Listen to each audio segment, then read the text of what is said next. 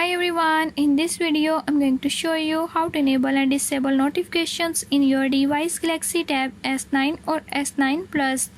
In this device Galaxy Tab S9 or S9 Plus, I'll show you how to enable and disable notifications.